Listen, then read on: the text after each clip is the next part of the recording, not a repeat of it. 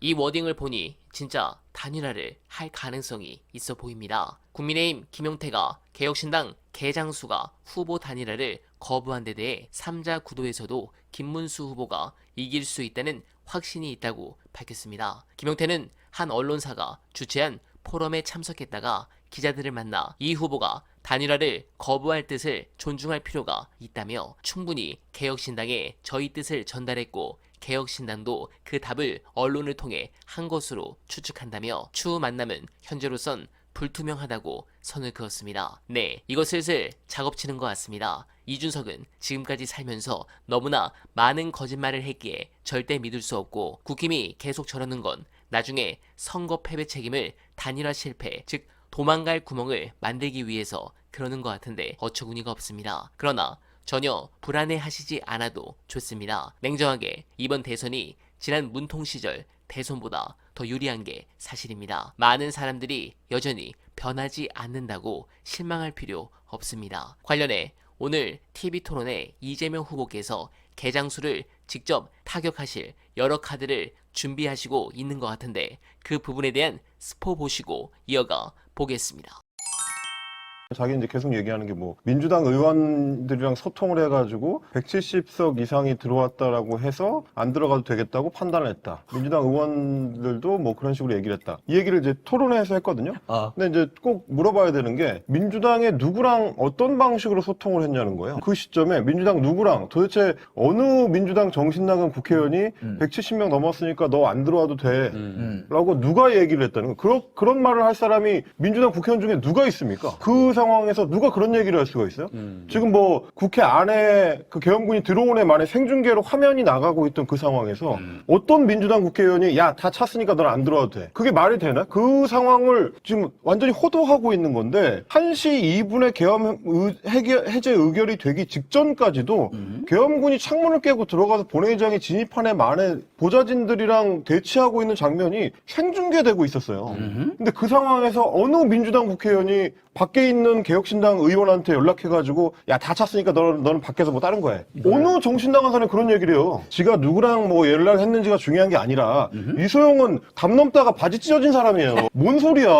그럼 이제 또 하나는 뭐냐면 170명이 넘어서 그러면 나머지 뒤에 더 들어간 20명은 그럼 바보라서 더 들어갔습니까? 그건 말도 안 되는 거짓말. 그러니까 이제 상황을 순간적으로 자꾸 이제 호도하려고 하는 건데 논리를 지가 세팅을 한 다음에 그 논리 안에서만 작동이 되면 그걸로 사람들을 속일 수 있다고 생각해요. 그렇지. 근데 저희가 지금 얘기한 것처럼 그때 상황을 재구성을 해보면 애초에 말이 안 되는 얘기거든. 걔가 그러고 있을 때 나도 그 앞에 있었다니까요. 생중계로 JTBC 화면을 보는데 창문을 깨고 들어온다고 군인들이. 근데 거기서 국회의원이 이제 다 됐으니까 이제 나는 안 들어가도 돼야지라는 판단을 한다고요? 말이 안 되는 소리라는 거예요. 군인들한테 끌려 나갈까봐 무서워서 못 들어간 거 아니야? 명확하게 그렇게 보이는데? 저희가 딱 그 얘기를 했지 않습니까? 그때도 저희가 12월 4일 날 방송할 때부터 그 얘기를 했거든요. 왜냐? 이준석 개인 입장에서 봤을 때 가장 안전한 장소가 어디냐? 그때 그 순간에는 국회 앞에 경찰이랑 대치하고 있던 그 카메라 앞이에요. 그래야 안 잡혀가는 거야. 그렇지. 걔는 머리가 그쪽으로 돌았기 때문에 보좌진이 옆에서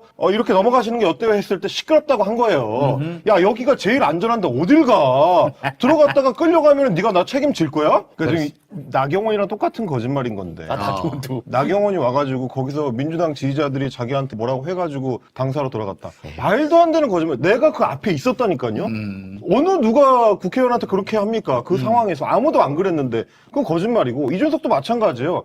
그 상황에서 모두가 들어가려고 노력하고 있는데 자기도 그러니까 들어가야 된다고 소리 지르는 거 아니에요, 말하자면. 근데 이제 와서는 안 들어가도 되니까 나는 거기서 일부러 소리 지르는 거다. 그게 말이 되는 얘기입니까? 그러면 국회의원이 거기서 앞에서 경찰들한테 거짓말했다는 얘기 아니에요. 야, 니네 나 잡는 척해. 나 못 들어가는 척 할 테니까. 지금 이 쇼를 했다는 거 아니에요, 스스로 자인하는 거는. 그리고 민주당이 누구랑 소통했는지 거기서 어떤 수준의 얘기를 했는지 잘 모르겠지만 숫자 물어봤을 수는 있죠. 근데 그러면서 안 들어가도 된다고 얘기했을 수는 없고. 나는 그럴 것 같으면 천하람은 왜 가서 계엄 해제 의결을 합니까? 담 넘어가지고. 천하람은 담을 넘었어요.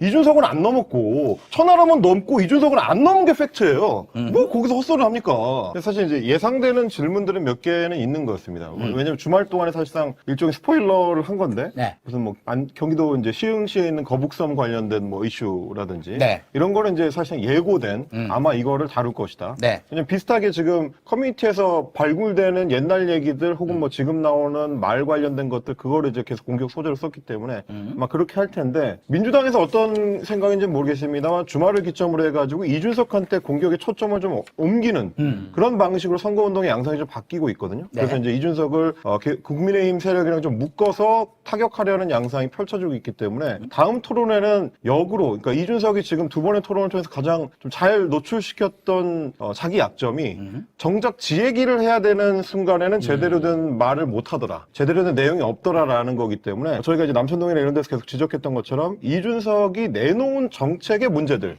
뭐 이를테면 무슨 뭐 리쇼어링 한다면서 베트남이랑 현지랑 똑같은 월급을 주겠다라고 노동자 유치 뭐 경쟁 정책을 내놓는다든지 그러니까 말도 안 되는 얘기들 네. 아니면 이제 지난번에 이제 권영국 후보가 얘기한 것처럼 뭐 최저임금과 관련된 부분이라든지 네. 이런 것들을 정책적 부분들을 역으로 좀 치고 들어가는 부분도 효과가 좀 있을 수 있겠다. 뭐 그런 네. 생각이 좀 들었습니다. 넓게 보면 뭐 그런 얘기는 취지는 뭐 말씀하신 것처럼 거북섬의 웨이브파크라는 테마파크를 이제 유치를 한 거고 그게 원래는 부산에 하려고 몇 년 동안 추진을 했었던 거예요. 그 기업체에서 이제 부산 쪽에다가 만들려고 했는데 부산에서 진척이 없으니까 그때 이제 경기도가 끼어들어가지고 우리 쪽으로 오면 우리가 이제 이런 서비스들을 지원을 해주겠다. 라고 해서 빠르게 이제 추진해서 2년 만에 개장을 했거든요. 23년에 본 개장이 됐으니까. 네. 좀 빨리 된 편이고.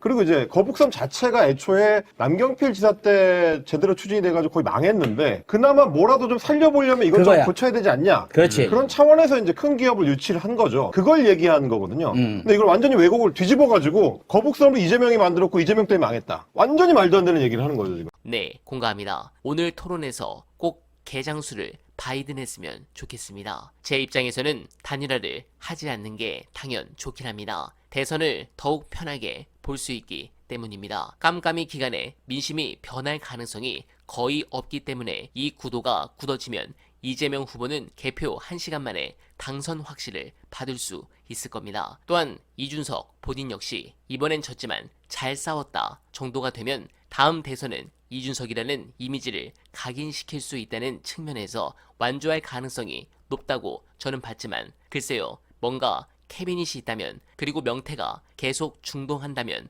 막판 어떻게 될지 아무도 모릅니다. 또한 저는 이준석이 10%를 얻기 어려울 것으로 봅니다. 이준석 지지층은 20, 30대 젊은 층과 평소 정치 관심이 그다지 높지 않은 중도층인데 이들의 적극 투표 의향이 양당의 원래 고정 지지층에 비해서는 낮은 편입니다. 따라서 이준석이 독자 완주를 하더라도 지지층의 투표 의지를 높여서 투표에 참여하게 하는 문제는 또 다른 과제일 텐데 무조건 10% 아래로 나와 아주 처절하게 망하길 간절하게 바라며 어나바는 오늘도 최선을 다하겠습니다. 여러분 고맙습니다.